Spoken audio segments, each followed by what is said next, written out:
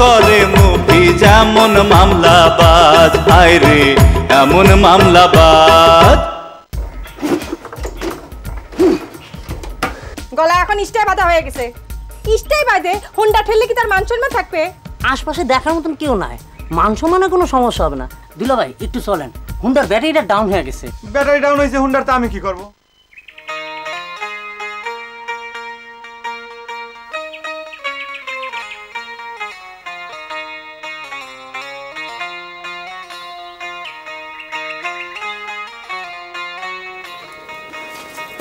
দিলবাহার এভাবে গাছ থেকে লাভ দেয়, যদি হাত পা ভাঙে কি করবো কও? গাছের নিচে খাড়া থাকলে তো গোয়েন্দার নজরে পড়ে যাই, সেই জন্য তো গাছে চড়ে বসেছিলাম। এই গোয়েন্দা তো এখনো আশপাশ থাকতে পারে। তাহলে এক কাম করি, দুজন গাছে উঠে বসে থাকি। আমি তো আর গাছে উঠতে পারিনি। তুমি যদি গাছেই চড়তে পারতে তাহলে তো তোমার নাম গ্যাদল হতো না। গ্যাদল নামের সাথে তো গাছ উঠবার কোনো সম্পর্ক নাই। আর তোমার আমার গ্যাদল নামের রহস্য কই নেই। তাহলে শোনো, আমার যখন জন্ম হয়েছিল তখন আষাঢ় মাসের গ্যাদল নামই ছিল, টানা 15 দিন বৃষ্টি। সেই জন্যই দাদি আমার নাম রাখছিল গ্যাদল। হয়েছে, থামো। তোমার এই নামের হিস্ট্রি হাজারো বার শোনা হয়ে গেছে, এখন আসল কথা কও। গোয়েন্দা কিন্তু যে কোনো সময় চলে আসবার পারে। তাহলে তাহলে তুমি কাম করো দিলভার, একটু আগে গাছে যখন বসেছিলে সেরমে উঠে বসে দাও, আমি নিচে খাড়ায় কথা কই, গোয়েন্দা কিছুতেই টের পাবে না। বাহ, সাওয়ালের তো বেশ ভালোই দিন দিন বুদ্ধি হচ্ছে। সাবালকের লক্ষণ নাকি?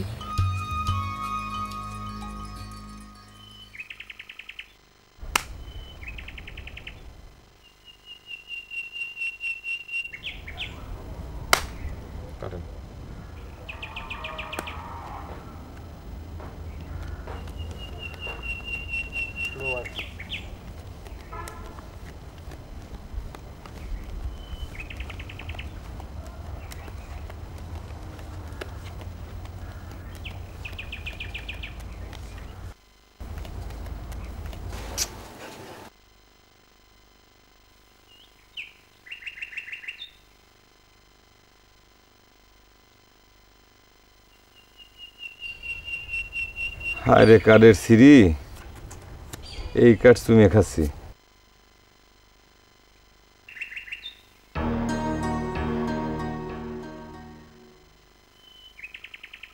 ওনার তো সবসময় টিরাই ফুটিয়ে থাকে। এই যে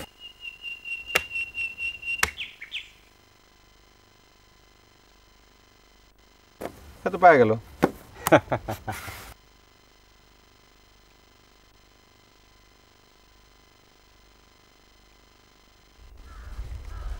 টাকাটা দিছি, পরের দিন দিছি। জামাই, তুমি না ফতুর, আর তার বাটে কি করবে? নাকি আজও গায়ে গায়ে সদ্য দেওয়ার সিস্টেম হবে? আপনারা খেলার সময় এত কথা কনকে কন তো? এই খেলাটা হলো একটা পবিত্র কাম। খেলার সময় কথা বলি খেলা অপমান করা হয়। নেন কাটেন।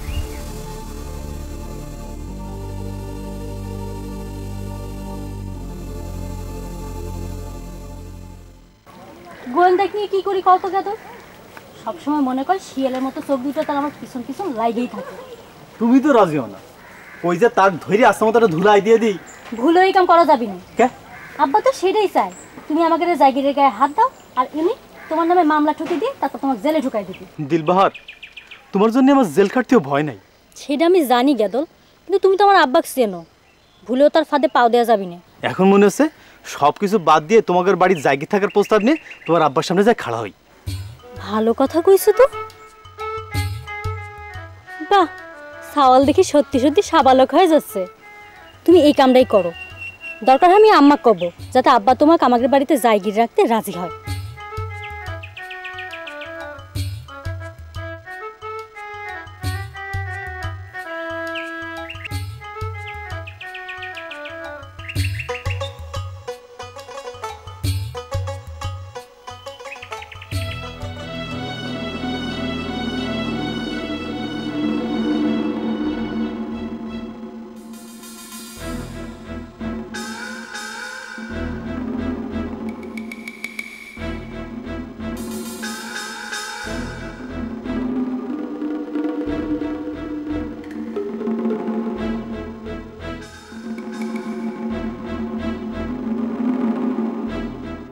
তোমার আব্বা কিসের জানি জায়গি ছাড়া মেয়ে বিয়ে দিবি না, ব্যাপারটা কিছুদিন আমার মাথায় আসতেছে না। তাহলে তো তুমি নিজেই ব্যারিস্টার হয়ে যেতে। শোনো, খালি জায়গির মাস্টার থাকার প্রস্তাবে রাজি থাকলে হবে না, সাথে সাথে কিন্তু ব্যারিস্টারের ঘর জামাই থাকার প্রস্তাবে রাজি থাকা লাগবে। উরি রে, তোমার জন্য যে কোনো অবস্থায় চোখ বন্ধ হয়ে রাজি।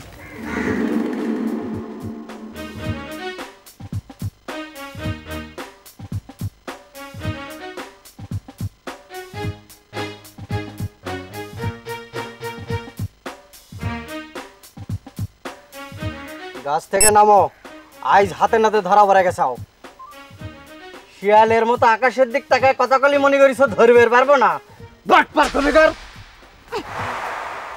এত মেজাজ দেখানো হচ্ছে কে? এখনো এই কথা করছো?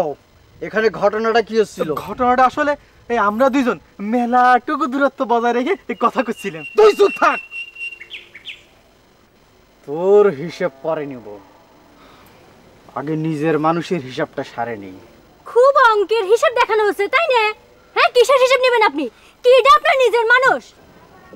অবশ্যই তুমি আমার নিজের মানুষ। আব্বা আম্মার ঘোষণা অনুযায়ী। চুপ!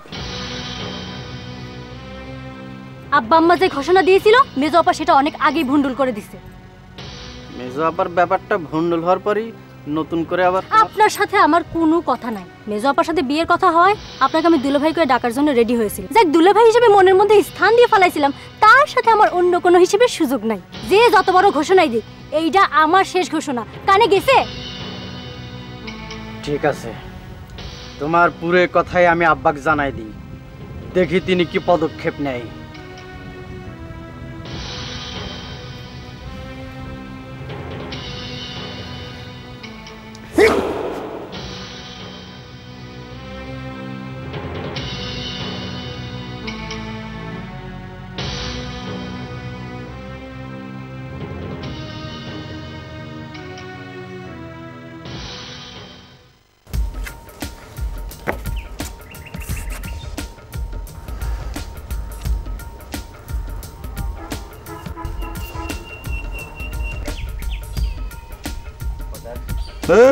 এটা কি কোনো কার্ড নাকি?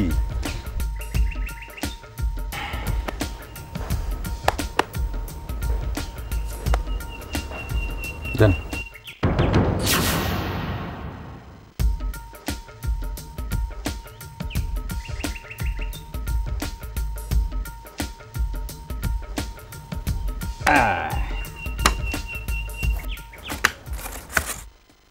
এটা কিট্টির দেন, দে 20 টাকা করে দে। এতটা দে। জামাই, তোমার কিট্টির 20 টাকা আর আগের ছিল 55 টাকা, মোট 75 টাকা দাও। দেবো না, কালকে শোধ করে দেবো না। তোমাকে আগেই কইছিলাম জামাই, টাকা নাই, খেলার কাম নাই, জোর টাকা বাকি রাখা নিষেধ। আরে ভাই, আপনার টাকা বাকি রাখতেছে কিনা? টাকা শোধ হাসতেছেন কিসের জন্য? আপনার টাকা ভাই শোধ করে দিলেই তো হইলো। মানুষের খালি টাকাতে জুয়ে খেলে নাকি? ঘর সংসার সহায় সম্পত্তি সবকিছুর বিনিময়ে মানুষ জুয়ে খেলে। তোমার কি সম্পত্তি আছে যে টাকা শোধবি? একটা ভালো ঘড়ি নাই, একজোড়া ভালো জুতো নাই, তোর কাপড় চোপড় সব কারে নিয়ে উলঙ্গ করে ছাড়িয়ে দিলেও তো তোমার টাকা শোধবি না।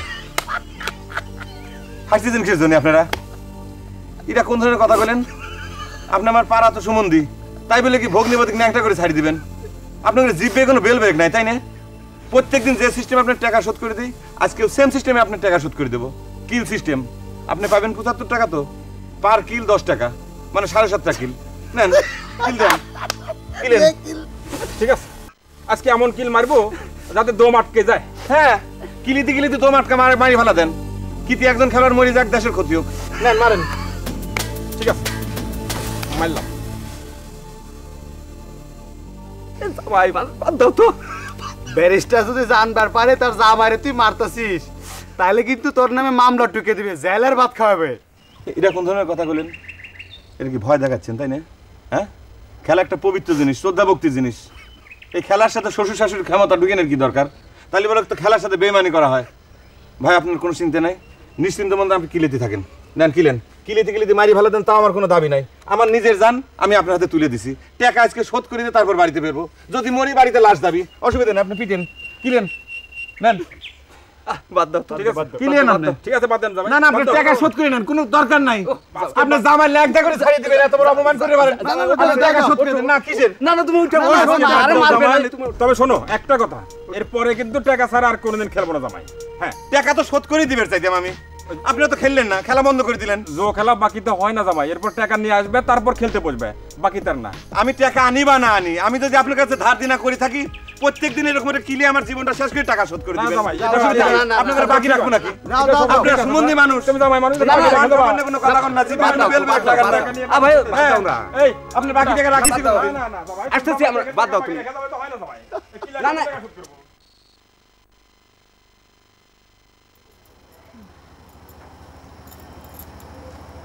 ওহ ওহ ওহ আস্তে ঘুম না হয়ে হয়ে শরীরে পিসার দিন দিন বাইরে যাচ্ছে রে মা। আচ্ছা ঘুম হবি কেমন করে ক? তোর বাপের নাক ডাকার শব্দ যে কি রে মা। ওহ হ্যাঁ রে পেয়ারা, আমাকে রে মফর কি নাক ডাক ডাকে নাকি রে? একটু না আম্মা, তোমার বড় জামাই বিছনায় এমন করে শুয়ে থাকে, কোনো টু শব্দ পর্যন্ত হয় না, মনেই হয় না তো ঘরের মধ্যে কোনো মানুষ ঘুম পাচ্ছে। তাহলে তো আল্লাহ তোকে বাঁচাইছে রে মা। ঘরের মধ্যে একজন নাক ডাকা মানুষ থাকলি তার মতো আর অশান্তি কিছু নেই রে মা। সারাটা জীবন তোর বাপের নাক ডাকা নিয়ে আমি জ্বলতেছি। আম্মা হ্যাঁ তুমি যদি কাউকে না কাও তাহলে তোমাকে একটা খবর দিতে পারি। কি? তোমার মেজো জামাইয়ের তো নাক ডাকে সেই রুম। কইস কি? কই দিলাফুস আমার কোনদিন সে কথা কয়নি। পাগল হয়েছে সে কথা কলে ওই স্টাই বাদা কি ফুটিনি থাকে নাকি? তোমার বড় জামাই কি কয় কয় যদি গলার ভিতরে টাইট করে স্টাই বাঁধে রাখে সেজন্য নিঃশ্বাসের সমস্যা হয়তো, এই জন্য এই ব্যারাম মনে কয় হয়েছে। ঘোড়ার ডিম গলায় বাইরে রাখে কি জন্যে? আমার দেখলেই দম বন্ধ হয়ে আসে। কি স্টাই না বাঁধলে কি ফুটিনি থাকে নাকি? বিয়ে পাস না করি তার স্টাই বাঁধা। সারা জন্মভরি শুনলাম গ্রাজুয়েশন না করলে নাকি গলায় স্টাই বাঁধা যায় না, কিন্তু দেখো কে শোনে কার কথা? স্টাই বাঁধি এমন ফুটিনি করে রাত দিন ঘুরি বেড়াবি, বিয়ে পাস করলি না জানি কত কিছু করলো না।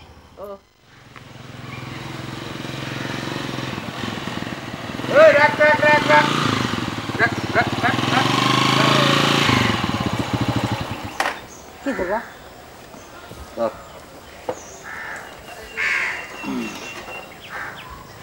আচ্ছা বেশ কথা, আপনার কি ডায়াবেটিস হয়েছে? চুপ। না ওই কুট থেকে পেশাব করে আইসে আবার বাড়ি পৌঁছাবার আগে আপনার পেশাব ধুইছে। চুপ।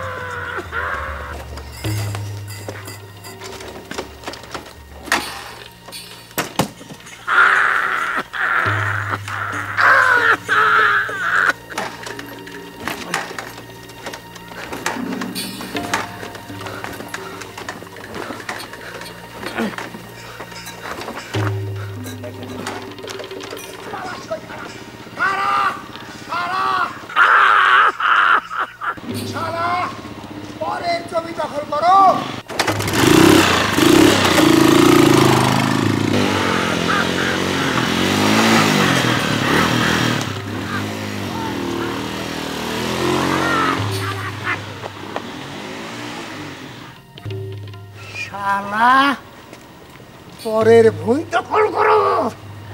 তুই বললি মাটি তোকে নিবি না রে শালা।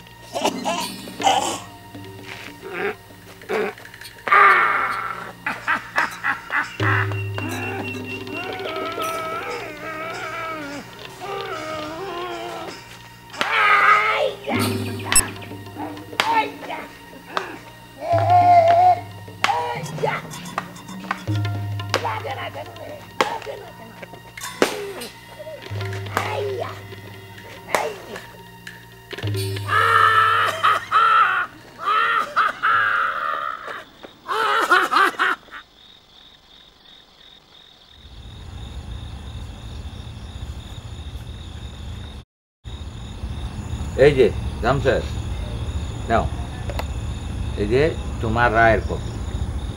এখন চিন্তা ভাবনা করে দেখো তুমি আপিল করবে কি করবে না। আপিল করে আর কি হবি ব্যারিস্টার ভাই, আপনি ধরা বাঁধা কথা দিলেন যে এই কেসে আমার জিত হবি, সেই কেসেই আমি হারিয়ে গেলাম। সেই কেসেই আমি হারিয়ে গেলাম। এই তোমাদেরই একটা সমস্যা বুঝলে, তোমরা না এতটুকু একবার হাল ছেড়ে দাও। আরে বাবা রে, মামলা মোকদ্দমায় ধৈর্য হচ্ছে আসল কথা। জীবনটা কি? জীবনটা একটা লড়াই, কখনো মাঠে ময়দানে, কখনো মামলা মোকদ্দমা। এইখানে ধৈর্য হারালে তার মানে হলো তুমি হারার আগেই হারিয়ে গেলে। কি করব কোন তো ব্যারিস্টার ভাই, মামলা মানেই তো সেই 12 বছরে এক যুগ। ধরেন যে কাঁচা চুল্লি মামলা করবে গেলাম, ওই কেসের রায় হতে হতে চুলে পাক ধরে গেল। যাকে আপনি খালি এখন একটা কথা কন যে আপিল করলে সেই কেসে কি আমার জিত হবে? আরে বাপুরে, হার জিতের কথা পরে, আমি খালি একখান কথা বলি শোনো। মামলা মোকদ্দমায় তুমি যদি আপিল না করো, তার মানে হলো তুমি তোমার প্রতিপক্ষরে মাঠ ছেড়ে দিয়ে চলে আসলা।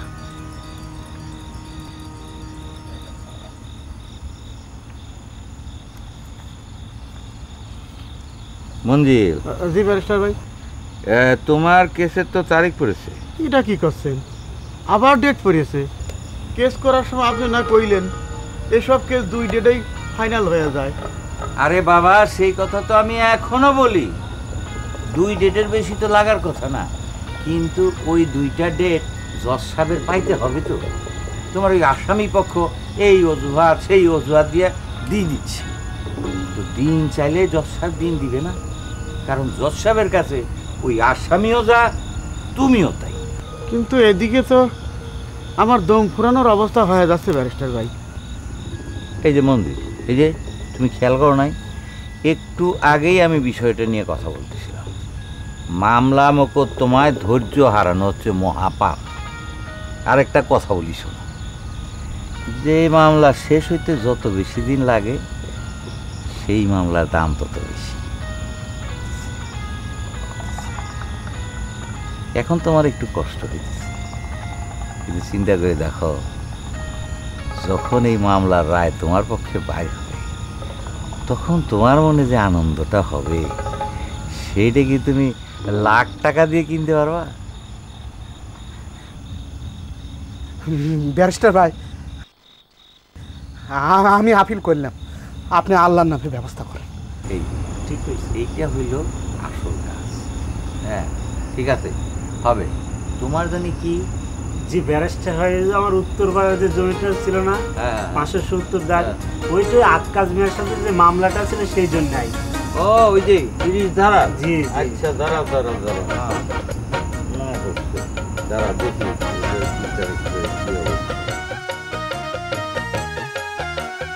কথা যখন তুমি তুললেই দিল পিয়ারা, আমার মনে একটা সন্দেহের কথা তোমাকে কয়ে ফেলা দিল। আমার মনে হয় কি জানো, তোমার মাঝি ভগ্নিপতি মানে আমার ভাইরা ভাই, সে মনে করে নেশা টিশা করে। মানে নেশা করা মানুষের তো ঘুম বেশি হয়, নাক ডাকে। মানে নেশা করার পর যখন সে ঘুমা পড়ে, সে আসলে বাইসি আছে না মরে গেছে সেটাও টের পাওয়া যায় না, বুঝছো?